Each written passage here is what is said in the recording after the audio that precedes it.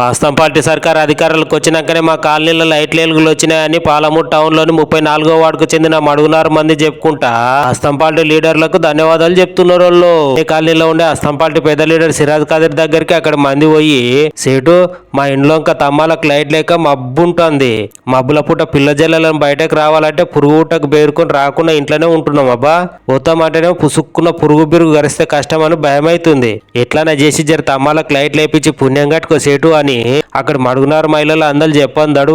సిరాజ్ అన్న అప్పటికప్పుడే రప్పున ఫోన్ తీసుకొని మున్సిపల్ చైర్మన్ ఆనంద్ గౌడ్ అన్నకు ఫోన్ కొట్టి లైట్లు లేక అక్కడ మంది పడుతున్న తిప్పలను పూరాగా చెప్పిండు.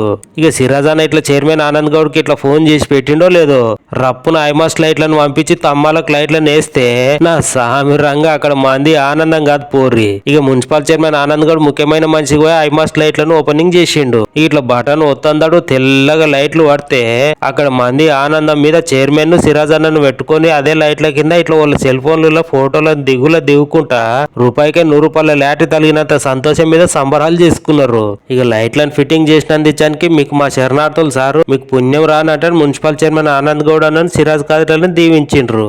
ఇక లైట్లు ఎప్పుడు వేసిండ్రో చెప్పనే లేదు కదా, ఇయాలని వాళ్ళు బుధారం మబ్బులనే వేసిర్రు. ఈ కార్యంలో అస్తంపాల్టీ పెద్ద లీడర్లు ఎన్పి వెంకటేష్, లక్ష్మణ్ యాదవ్లతో పాటు మడుగునారుకు చెందిన బుడ్డ లీడర్లు మడుగు నాగరాజు, మడుగు శంకర్, మడుగు బాలరాజు, మడుగు చిన్నయ్య, మడుగు సూర్యులతో పాటు అక్కడ మహిళలు పెద్దంత మంది పాల్గొన్నారు.